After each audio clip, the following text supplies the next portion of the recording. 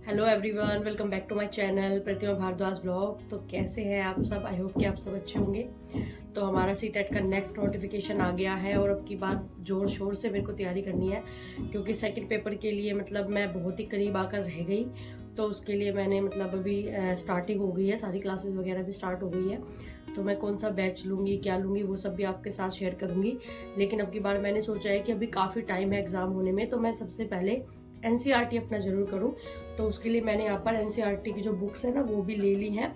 तो अभी मैंने यहाँ पर 6 to 8 की एनसीईआरटी की बुक्स ली है। तो अभी मुझे 6 क्लास की दोनों बुक्स हिस्ट्री और ये सामाजिक विज्ञान मिल पाई है, और 8 क्लास की यहाँ पर मेरे पास तीनों बुक है, मतलब जियोग्राफी, हिस्ट्री और पॉलिटी। तो यहाँ पर ही मैंने तीनों बुक्स भी मंगा ली है। लास्ट टाइम मैंने जो एनसीईआरटी बुक्स थी ना वो नहीं पढ़ पाई थी मैं, क्योंकि टाइम काफ़ी कम था और थोड़ा सा मैं बिजी थी। लेकिन इस बार मैं सोच रही हूँ कि जितनी भी 6 to 8 एनसीईआरटी मैं ज़रूर से पढूं। तो ये मेरी 6 to 8 की सारी एनसीईआरटी बुक्स भी आ गई है, और मैंने अब की बार मैं हर एक एक पॉइंट्स को लिख कर चलूँगी, नोट्स भी बनाऊँगी अपने साथ साथ। उसके लिए मैं इस बार यूज़ करूँगी हाईलाइटर का, क्योंकि उससे अगर जो भी इंपॉर्टेंट पॉइंट्स होंगे ना वो मैं हाईलाइट कर लूँगी, ताकि एग्जाम टाइम पर मैं सिर्फ रिवीजन करूँ। तो आज से मैं अब इसकी पढ़ाई शुरू करने वाली हूँ। जो जो क्लासेस है, जो मैंने बैच परचेज़ किया है, वो भी मैं आपको बताऊंगी कि कौन सा लिया है। लेकिन फिलहाल सबसे पहले आज से शुरू करते हैं हमारी एनसीईआरटी की। तो सबसे पहले ये सामाजिक विज्ञान की जो बुक है, संसाधन एवं विकास, इससे स्टार्टिंग करूंगी। ये 8 क्लास की भूगोल की बुक है। तो आज मैं पढ़ूंगी इसका फर्स्ट चैप्टर। तो देखते हैं आज कितना हो पाता है। तो कोशिश तो यही है, भले ही डेली 1 चैप्टर हो, लेकिन वो अच्छे से हो जाए, ताकि उससे कोई भी क्वेश्चन छूटे ना। तो चलिए देखते हैं इस चैप्टर में क्या क्या है, और इसी चैप्टर को आज मैं करती हूँ। लास्ट सीटेट में एक तो टाइम ही कम मिला था, ऊपर से मैंने भी अपनी जो प्रिपरेशन थी वो थोड़ा लेट स्टार्ट की थी, और अवनी के साथ थोड़ा सा मैनेज नहीं हो पाया था। लेकिन इस बार काफ़ी टाइम है हमारे पास। तो अभी पूरा मार्च के भी कुछ डेज है मेरे पास, अप्रैल मई जून जुलाई में जाकर एग्ज़ाम है। तो मैं चाह रही हूँ कि तब तक कंटिन्यू रोज़ मैं थोड़ा बहुत पढूँ। तो इसलिए मैंने सोचा कि एनसीईआरटी बुक्स को रीड करना मस्ट है, और उन्हीं को सबसे पहले मैं कंप्लीट करूँगी। उसके बाद जो क्लासेस वगैरह है वो फिर लास्ट में सिर्फ रिविज़न और प्रीवियस ईयर क्वेश्चन को उनका प्रैक्टिस सेट लगा कर देखूंगी। तो इस तरीके से इस बार मैंने अपनी प्लानिंग की है। इस बार की प्लानिंग पर देखते हैं कि कितना मैं खरा उतर पाती हूँ और क्या होता है मेरा रिजल्ट। तो मेरे साथ आप भी लगे रहिएगा, और मेरे को प्लीज़ मेरे व्लॉग्स को लाइक शेयर एंड सब्सक्राइब कीजिएगा, क्योंकि काफ़ी टाइम से वैसे ही कोई भी व्लॉग नहीं आ पाया। थोड़ा सा चीज़ें मैनेज करनी बड़ी मुश्किल हो रही थी। अवनी अब स्कूल जाने लगी है, तो थोड़ा सा टाइम मुझे मिल पाएगा, और इस बार हो सकता है कि मेरी पढ़ाई अच्छे से हो जाए। तो अभी मैंने यहाँ पर ये जो चैप्टर था, इसका फर्स्ट चैप्टर वो मैंने कर लिया था रीड, और इसका चैप्टर का नाम था संसाधन। तो यहाँ पर जो भी मुझे इंपॉर्टेंट पॉइंट्स लगे थे उनको मैंने हाईलाइट कर लिया। अब इनको मुझे अलग से किसी नोट्स लिखने की ज़रूरत नहीं है। जब भी मुझे रिवीजन करना होगा तो मैं यहीं से सामने सामने बस ये हाईलाइट पॉइंट्स ही पढ़ूंगी।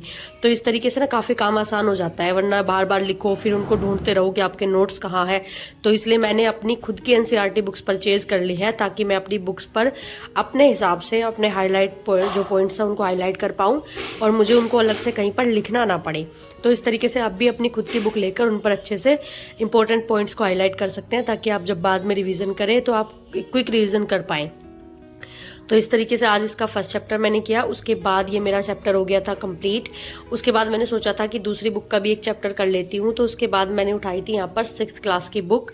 तो 6 क्लास की बुक का भी जो फर्स्ट चैप्टर था काफ़ी ईजी था। इसका जो सेकंड चैप्टर है वह भूमि मृदा जल, ये हम नेक्स्ट टाइम करेंगे कल।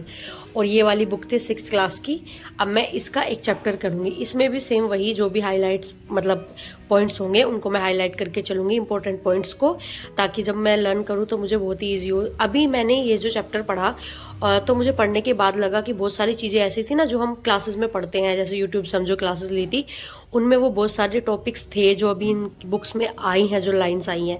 अभी जैसे ये सौरमंडल वाला टॉपिक है, तो ये हम जब यूट्यूब पर किसी की भी क्लास पढ़ते हैं सीटेट की, तो वो ज़रूर इसके बारे में पढ़ाते हैं। तो अगर हम एक बार यहाँ से रिविज़न कर लेंगे तो हमारे लिए बहुत ही ईजी हो जाता है। तो मुझे अच्छा लग रहा है। अभी 2 चैप्टर ही पढ़े हैं, लेकिन ऐसा लग रहा है कि हाँ, यहाँ से पेपर में आता है, क्योंकि पेपर तो दिया ही है और हमें पता भी रहता है कि क्वेश्चंस का क्या लेवल है। तो मुझे देखकर ही लग रहा है। तो इसलिए कोशिश यही है कि अब की बार एनसीईआरटी सबसे पहले कंप्लीट हो जाए, तो जिसके लिए मैं आज से अपनी तैयारी में लग चुकी हूँ।